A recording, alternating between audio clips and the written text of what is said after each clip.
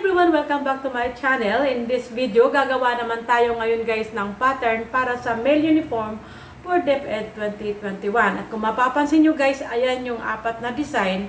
Nag-iisa lang dyan yung half placket, yung tatlo ay full placket. Yung gagawin nating pattern guys, para na dyan sa lahat. Pero ituturo ko sa inyo yung kaibahan ng half at saka ng full placket.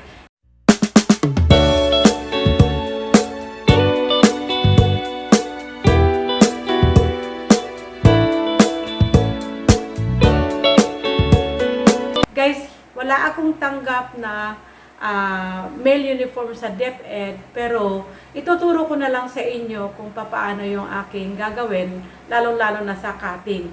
Hindi kasi ako guys tumatanggap ng panlalaki. Guys, ituturo ko sa inyo kung paano naman yung aking procedure sa pagsusukat, pero hindi ito yung ating pagbabasihan ng sukat para sa pattern. So, ang una ay ang shoulder, dito, buto sa buto, ganun pa rin yung ating gagawin. Kung mga 15.5 guys or 16 yung shoulder, gawin nyo ng 16.5 para may lampas yan na tagwa 1/4 both sides. So, pagka maluwag ang gusto ng magsusuot, igaganyan nyo lang yung kamay. Kung gusto naman niya yung medyo sakto lang, eto lang isang kamay yung isasama nyo. Parang ganyan lang guys. Oh. Yan. Yung tama lang yung sukat. Pero pag medyo maluwag ng konti, kaganyan nyo lang yan. So, ayan. Then, kukunin nyo lang yung waist. Sa barong naman guys or sa mga polo, halos diretso lang naman yan. Ang hips naman guys, diretso na yan kasi maglalagay naman tayo dito lagi ng slit sa mga barong. Safe na yun siya pagdating sa hips. Sa armhole naman guys, same procedure lang din sa babae. Maglalagay lang kayo ng dalawang daliri nyo. Kaya, dito naman sa sleeve length, kailangan natin hanggang dito lang or mga 1 inch to 1.5 mula sa siko yung taas ng sleeve. So mga dito yon. Kukunin lang natin yun. Usually yun guys, nagre-range yung mga 10 to 10.5. And then yung arm circumference. Polo length naman guys, from HPS, diretso natin kung hanggang saan yung haba. Guys, may tip ako sa inyo. Pag malaki ang tiyan ng magsusuot, habaan nyo ng kunti yung length. Kasi pagka isinuot na yan, pwedeng magiging hangin yan pagka maiksi na kaagad yung inyong gagawin. So, medyo hahabaan siya ng konti. Sa next circumference naman guys, ang gagawin natin, iikutin lang natin yung ating tape measure ng ganyan. Kailangan medyo hindi naman masyadong sakal. Kasi bago tayo mag-start ng pattern, kukunin ko muna dito yung 3/4 na button allowance.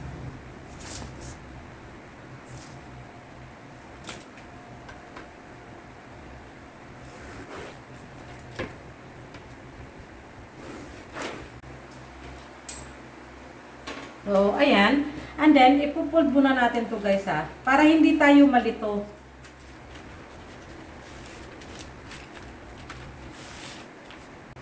Ito guys ha, ay para sa full placket. Ito yung pinaka-center back. At kukunin ko muna yung shoulder. Mula dito, bababa tayo dito guys. Itatapat natin sa 8 inches. Bababa tayo ng 2 inches mula dito, papunta dito. So, ito yung back, ito yung front. Ayan. Ngayon, kukunin ko muna guys yung kanyang shoulder. Ang kalahati ng 16 ay 8. Ayan. So, para naman guys sa chest circumference, mula dito kukuha lang tayo. Medyo imaginary lang to guys ha. Kukuha lang tayo, tansyahin natin mga 10.5. So, dito tayo ng ating chest circumference. Ngayon, ang 41 divided by 4 ay 10 and 1/4. Ito yon. Ang waist naman niya, same lang din, 10 and 1/4. Ito yon. Sa hips, guys, diretso na yan. Kasi ang hips naman, safe na yan dahil may slit. Next naman, guys, ay ang length. So, mula dito sa HPS, bababa tayo. Ang length ay 29. Magdadagdag tayo ng 1.5 na fold allowance. Puguhitan ko lang muna to.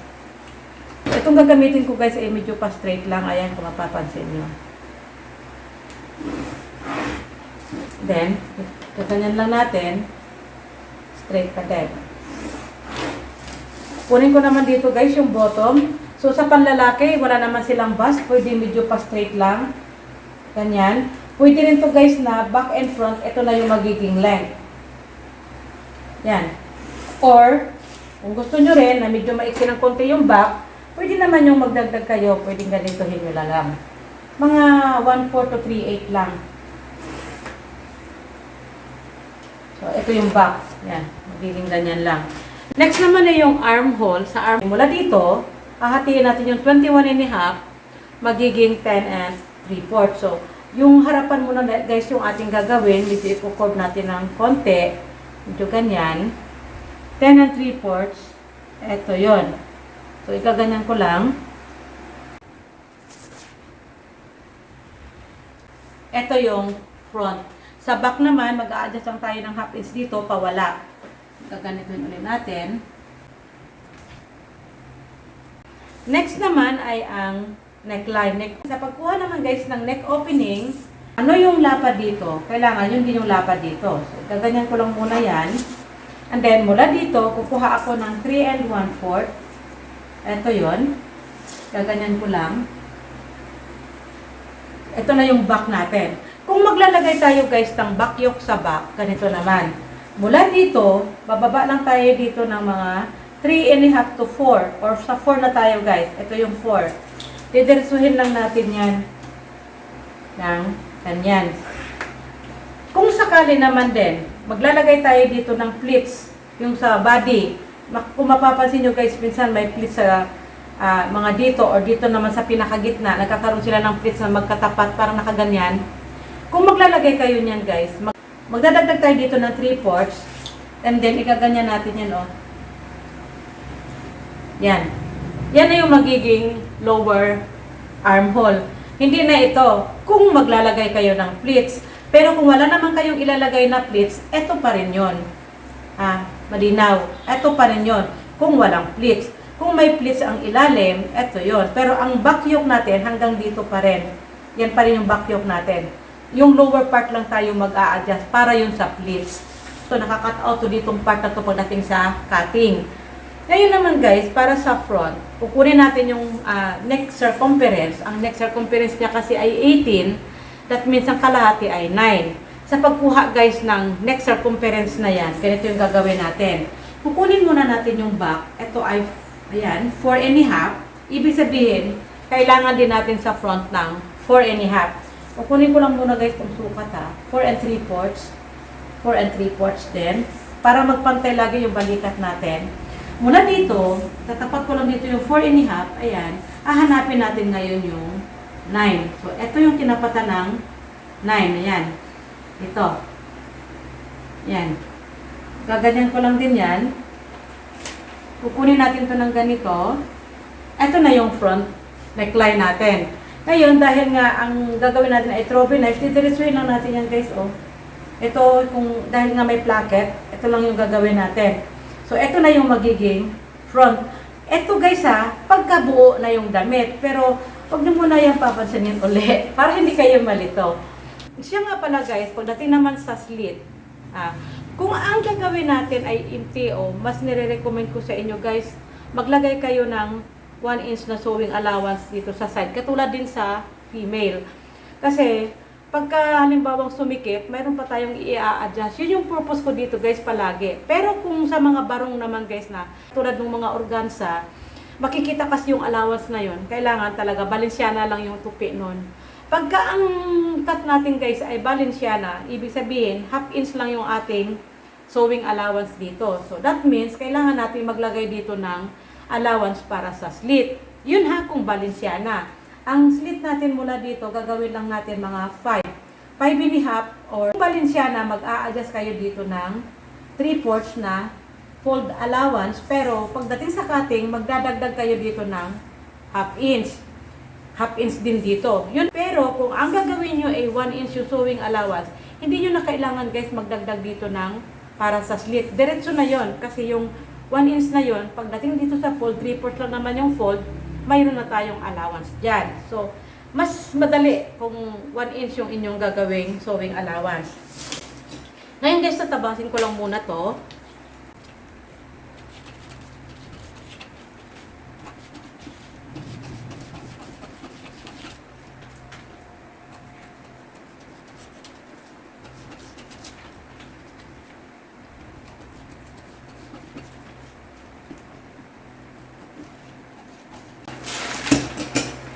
So, ayan guys, ito ay back and front. Ngayon guys, pagdating naman sa placket, magtataka kayo, paano yung cutting?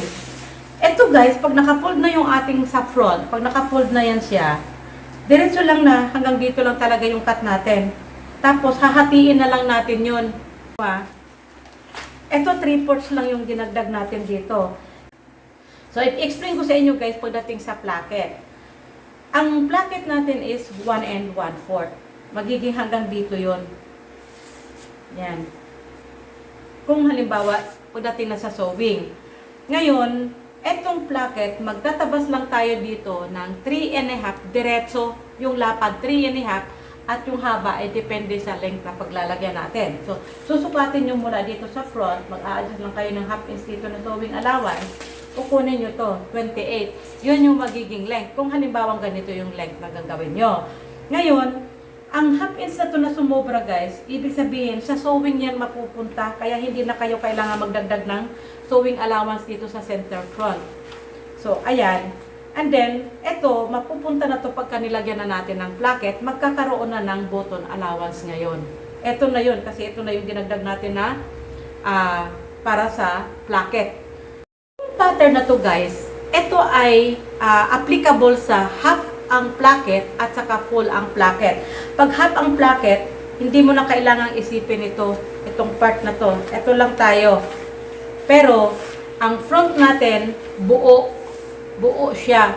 Ang magiging placket natin, depende sa embroidery guys. Kailangan kasi yung dulo ng placket natin, tatapat doon sa embroidery. So, titingnan nyo na lang yung half placket na yan. Half placket, buo, pero hindi natin kailangan hatiin ng buo, kundi hanggang dito lang.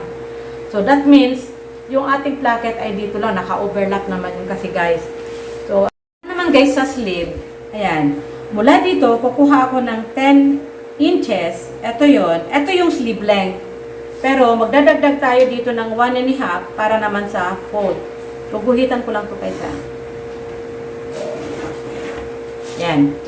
Then, dito, kukuha ako dito ng 10 3/4. Pero guys, kung yung sa babae ay medyo halos 40 degrees na yung ating gagawin, sa lalaki naman, medyo ganyan lang. Huwag masyadong slant.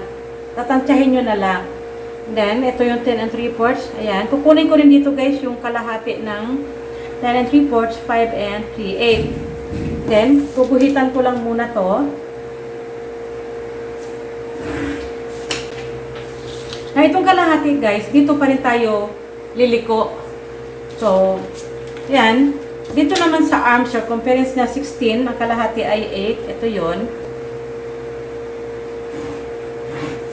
Islantin natin dito guys pagdating sa fold. Yan. And then, ito, mag-adjust lang tayo dito. Ikaganyan lang natin yan. And then, gaganyan ulit natin. Ito yung front. Pagdating naman sa back, ito naman. Yan.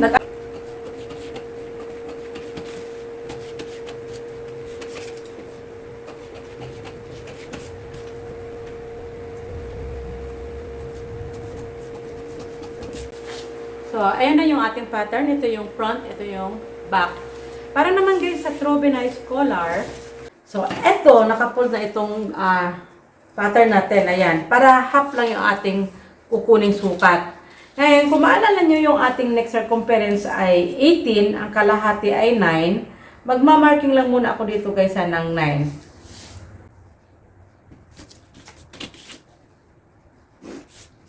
And then, itong dulo ng ating French curve, ilalagay naman natin dito sa dulo. Guguhit lang tayo niyan guys. Susundan natin itong curve na to. Then, kukuha tayo ng 1 1/4. Ito yung pinaka-collar stand.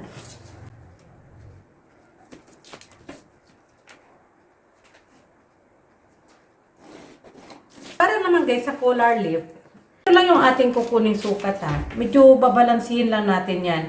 Mga 1 inch lang yung distance dito ng ating collar stand at saka collar lip sa pinakagitna.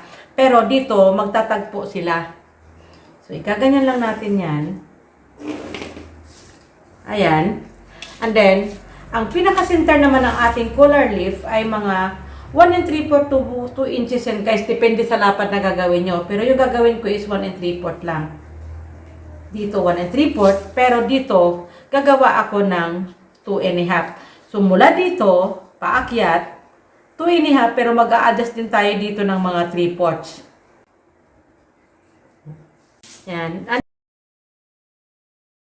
And then, eto, didiretsuhin lang natin to guys. Mula dito, papunta dito, gaganyan ko lang. Yan. Naka-curve ng ganyan. Pagka-curve natin dito, mula dito sa pinakaunang guhit, aakyat tayo dito ng kahit na mga 3/16 or yung isang guhit at kalahati. So, ikaganyan natin yan. And then, guguhitan natin, mula lang dito, pawala. Parang ikaganyan lang, oh. Kung titingnan nyo guys, ang itsura, halos balanse pa rin yung dito at saka dito.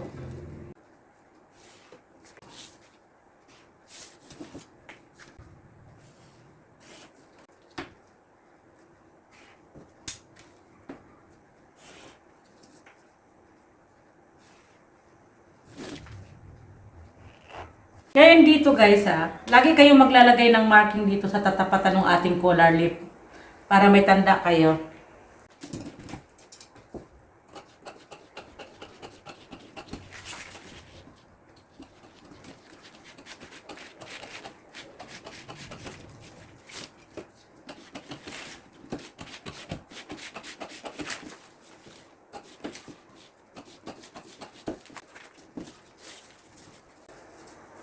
Magiging ganyan yung itsura niyan guys, oh. Ayan. Magiging ganyan na yan siya. So, ayan guys, ganyan na kasimple ang paggawa ng pattern ng men's polo for DepEd 2021. Ayan. At kung mayroon kayo guys tanong sa akin o mayroon kayong hindi masyadong naintindihan, mag-comment na lang kayo sa baba para may explain ko rin sa inyo. So, thank you for watching and see you again on my next vlog. Have a great day. Bye-bye!